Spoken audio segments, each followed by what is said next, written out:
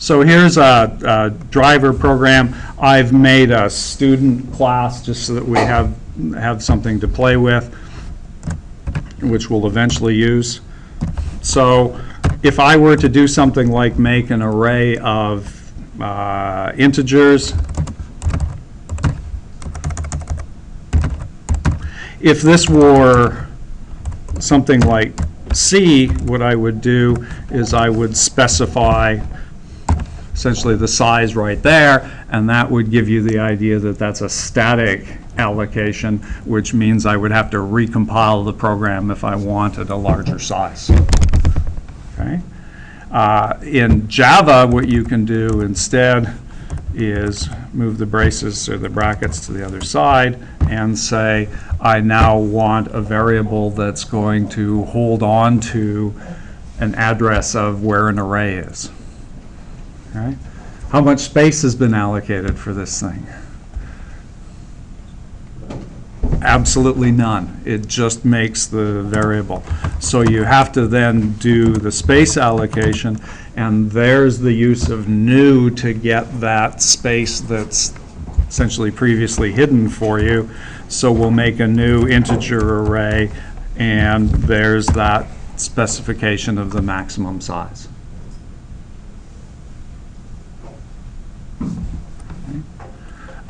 Usually you'll see those two things combined on one line. So int marks equals new int size 20. Yeah, but under Java syntax, isn't that just an array holding the number 20? No, that's 20 integer spaces. Okay. And another thing that we're going to do in this class quite a bit is we're going to end up drawing a lot of diagrams. And the diagrams basically correspond to what you see in the debugger, but it's nice to just be able to see the sort of the structure of the entire thing on the board. Okay? So if we were to start out with even that piece of code, what we've done here is that's made a variable called marks. Okay? And we've always said that a variable is just a box. Okay? And so when you do that new, what happens is you get an additional 20 boxes made for you. So this thing, the marks variable holds a number, but the number happens to be where to find the thing which you call a pointer. Okay? And Java tends to hide those on purpose. Okay? And that's another evolution of programming languages. In C, it used to be that if you wanted a pointer, you put a star on the front of the thing to say it's a pointer variable that was going to contain a memory address. Okay? So that would be the declaration that says that thing holds the address of an integer, and then you would fill that thing with a memory address. Okay? And it turns out that what happens is that in most cases, what you want to do is you want to pass addresses back and forth. I don't want to make a copy or a clone of you. I just want your phone number so that I can call you, right? So we exchange phone books, we exchange phone numbers for things rather than dealing with real people. Okay? So what happened in the evolution of the language is they said, we'll just hide the fact that a lot of these things are pointers because that's what they are all the time, and now you don't have to put on stars and take off stars like you're constantly doing in C in order to make programs work. Okay? So the difference here is that that thing says, make me 20 integer variables and make that marks variable refer to it. So when you say mark sub 0, you're actually getting memory address 600 plus 0.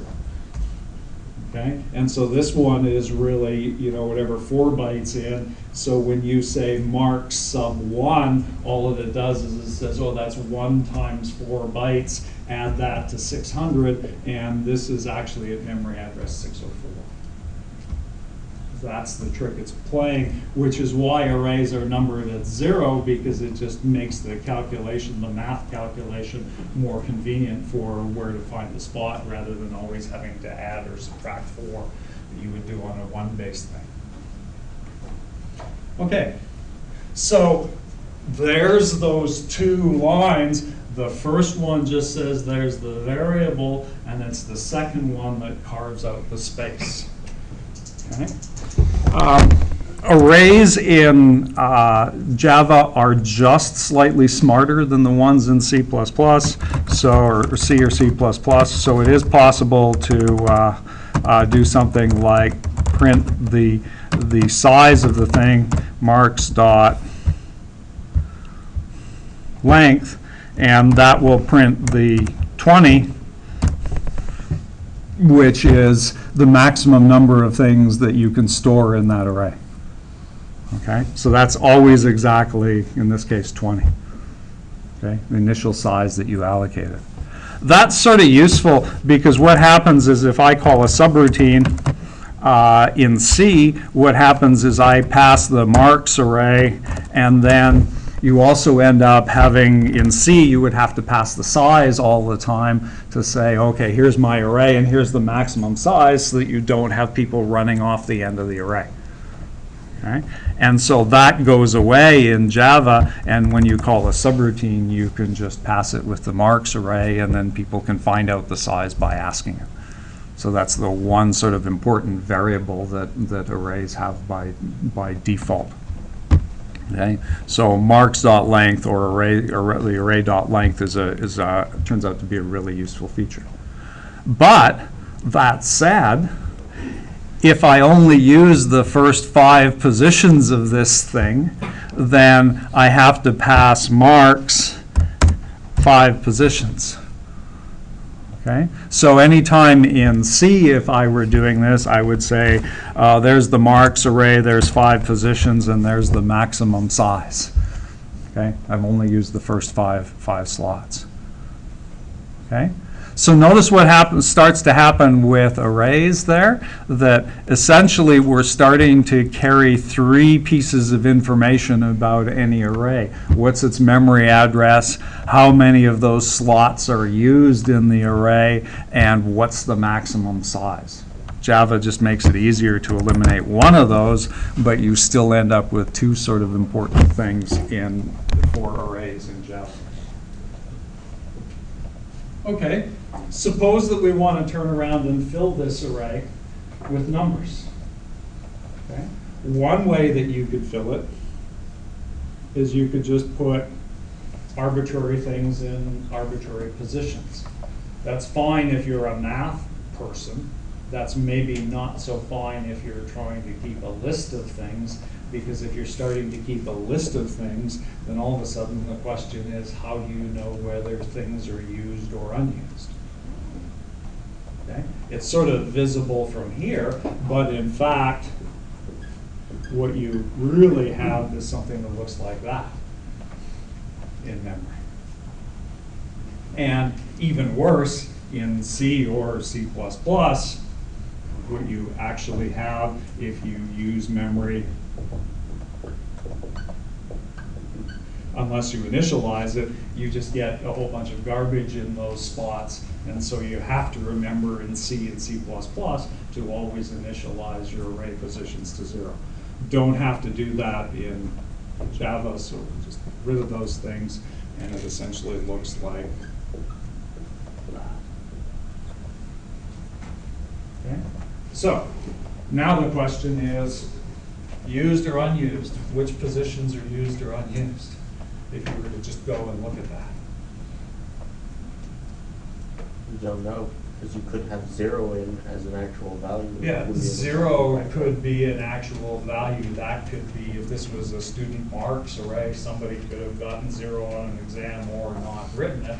Well, how do I know if they got 0 or didn't write the exam? Well, maybe what we'll do is we'll start putting -1s in there to indicate that that spot is unused, and so we'll actually fill the thing with -1s to start with as a sort of a marker to say that stuff is used.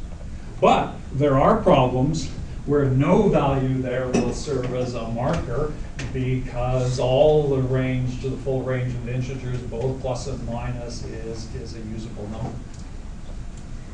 Okay? And so now you have a problem. Okay? But okay, the other solution is to say, well, if I'm filling this thing, when I start allocating things, I'm just going to put them in order like this. Okay? And that, in a lot of cases, makes more sense rather than just arbitrarily scattering things around. This becomes the list idea. I'm trying to fill a list of things from the top on downwards. Okay? So this list idea makes more sense. Okay? So here what you would have to do if you really wanted to have a full range of things is you would actually have to have some parallel array or something that said used versus unused for these slots. Okay? Which would mean you would have to have a whole bunch of extra information, one piece of information for each slot to say is it actually used or unused. Okay?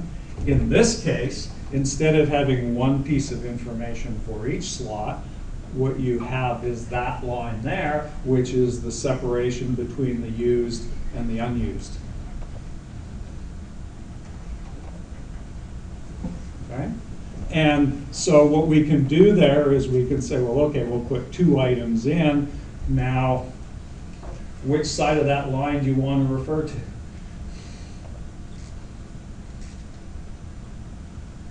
Interesting question. If I go to put another one in, what should I call that line? If I have to give a name to it. Frame pointer? Well, the problem is that if we have to choose a number for that line, what number are you going to choose to represent that line? 2 choices. Next available number. You can either refer to it as the next available position to allocate the next free position, or you can refer to it as the last used position. You could use a for statement and say. Well, it's just a single number, so no loop here yet, right? So you have a choice here, right? It's either last used or next available. Well, let's see. Suppose this thing were empty.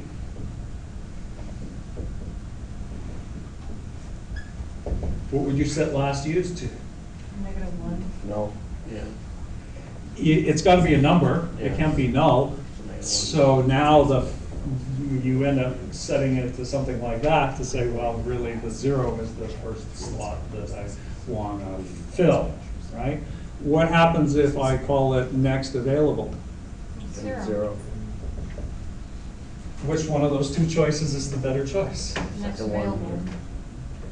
This one is the better choice because this one says exactly what I mean. 0 means 0, there's the slot that I want to fill. This one is this little contrived thing to say, well, it's really one before what I want, and that means that if I go to use it, I have to remember to bump it up before I use it, which is sort of weird. It seems sort of backwards.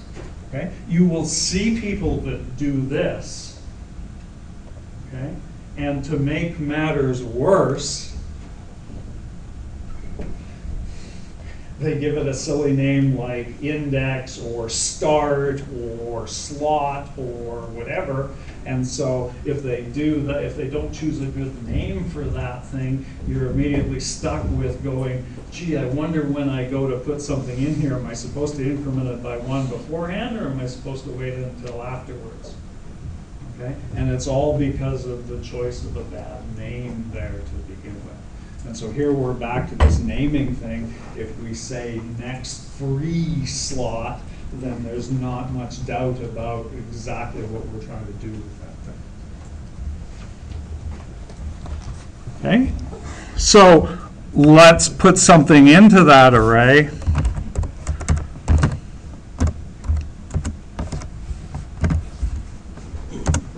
You would do something like this. You would say marks sub 0 equals 56.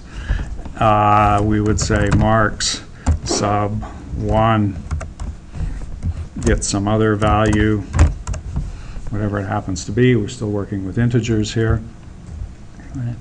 And then we start to get more sophisticated and say, well, really what we want is a variable to keep track of that.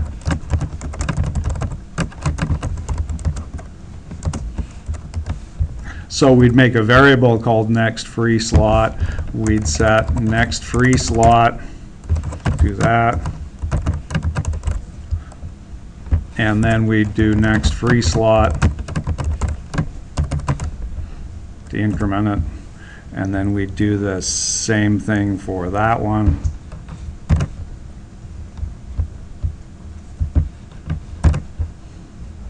And we'd have to remember to bump up next free slot.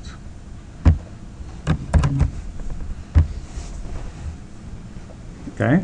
And so now we've got this idea that we're going to use a variable to keep track of that dividing line between the used and the unused. Okay, well, what happens if I want to get rid of slot 0? That student dropped the class.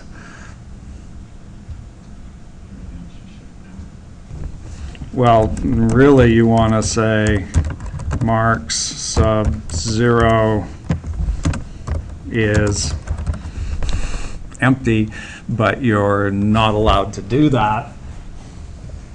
So if I get rid of this one, then my only choice to keep used and unused together is to slide this one down and free up that space instead, and then slide that line down by 1 to say there's used versus unused. Okay? By the way, another thing I'll say about drawing diagrams when you're trying to see what's happening is in a lot of cases, it's very much easier if you draw the diagram half full rather than worrying about the starting thing. Okay? So often you'll see me play this game of saying, well, suppose we've got an array and it's got a bunch of items that are filled like that. If I delete that one, what happens? Right? Because then there's the used, unused line, and then it just becomes sometimes a little more obvious if you draw that sort of diagram that everything past that point that you're trying to free up has to slide down one position. Okay? So in general, try to draw diagrams of things in the sort of the halfway state rather than the beginning state, because sometimes that just doesn't work very well. Okay, so we can't say empty, so eventually we're going to have to play some games with that array. So, having been through 132, what's the thing that strikes you when you see that happening over and over again? Add. It's not bad, but Well, no, it's like the add function. you now have two variables that seem to be working in sync with each other. You have, they're always tied together. Every time you put something in, next free slot changes. And so if those two variables work together, the array and the next slot, that means that the good thing that we should do is take that and put both of those variables inside a class and let the class manage those two variables working together. They don't get separated. Okay, so that it just always gets done properly. Because what can happen is if you're writing a program and you're just doing this work yourself, if you happen to forget this line, then all of a sudden you've got a bug. And the bug is there because you're making yourself do all the work of every time I change this variable, I have to remember to change that one too. And we want to get the code to do that so that there's no chance of any error there. Okay? So this thing is going to turn into, let's write a Java class which is going to manage that array for us and take care of all of the things that need to be done for the intricacies of how you work with an array. Okay? So that's where we're headed with that. Before we finish up on arrays here, let's look at one other quick thing. This was working with integer arrays. Suppose that I make a, let's put that in there where it belongs. Suppose that I make a some student objects. So here's a student, the traditional first name, last name, age, stuff that we did in Comp132. Suppose I want an array of students. What's the declaration look like? Well, we'll do it the same way. We'll say it's a student array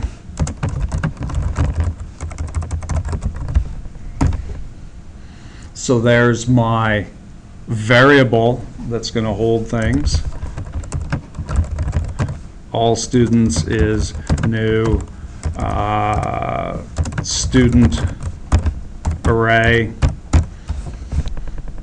of 20 students, and again you could combine those lines together if you wanted. There's a reason why I'm showing them separately.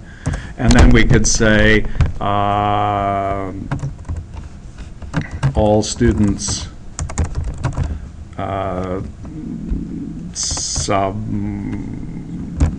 0 dot get first name.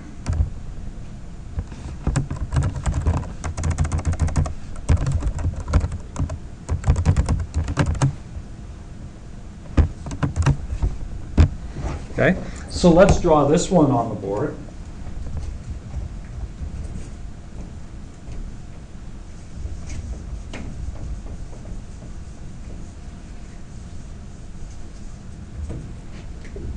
The first line of that thing says, let's make an array variable called all students.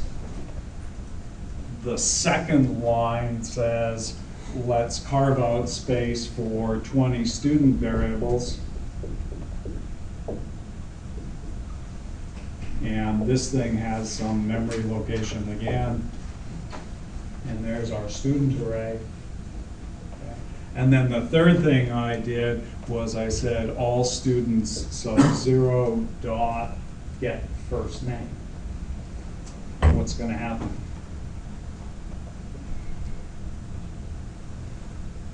If I run that program.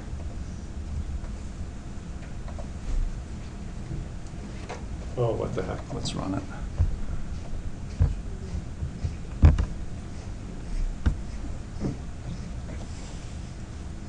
Gets a null pointer exception, and the line that gets a null pointer exception is that line. Because you haven't said what's going to be in the array, whether there's going to be a number in the array. Aren't you passing the value and? Well, take a look at this thing.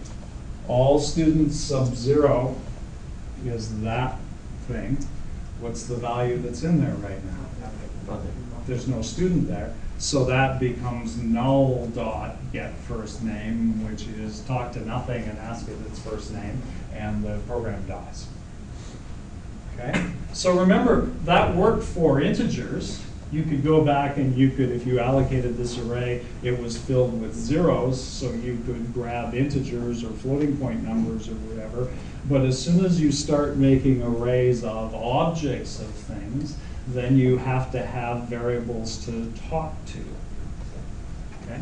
So what you actually have to do is, I'll do it the long way again here, is you make the array, and then we'll say student Fred equals new student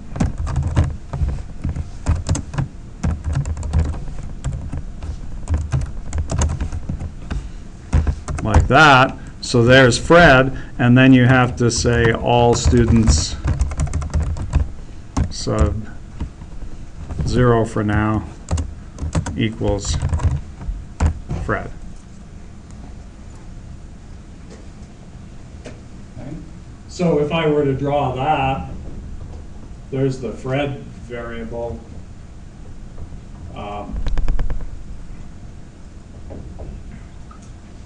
The Fred variable, when you say new student Fred, you get 3 things all in a row, because when you say new, it's going to make space for all of those 3 things that are in the student class.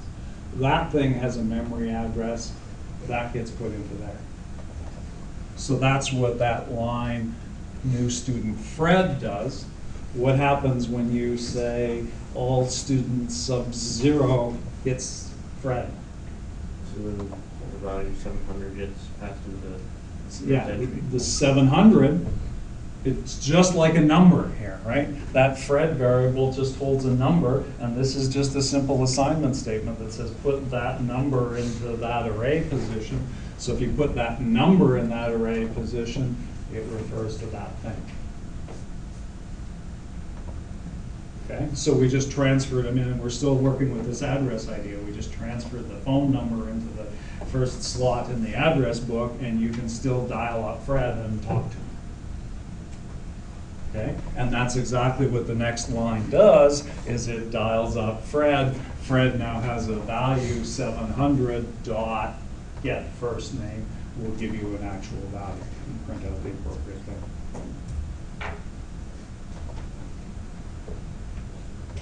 Okay, and one last thing.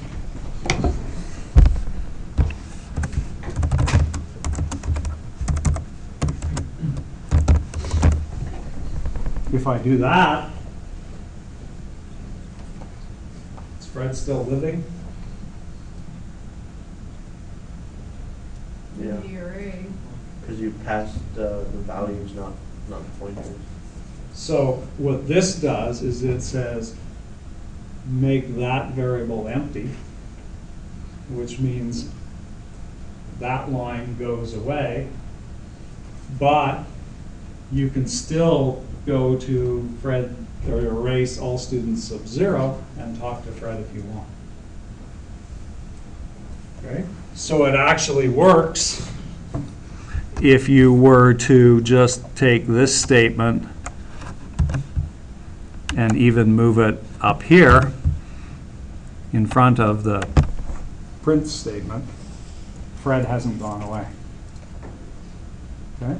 So this is what you do in real life all the time. Somebody comes along and says, here's my phone number. You write it on a scrap piece of paper. As soon as you get home, you go into your address book. You take that number that's on the scrap piece of paper. You write it into some slot in your address book, and you throw away the scrap piece of paper. And you know, if I want the phone number, I can come back and find it later because the phone number is in my address book where it's supposed to be. Okay? So that thing doesn't mean that Fred has gone away at all. Okay? Which is going to become very important because that's normally what we're going to do.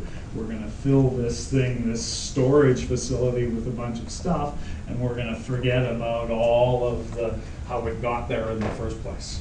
Sorting material, because we're just trying to keep that list of things in some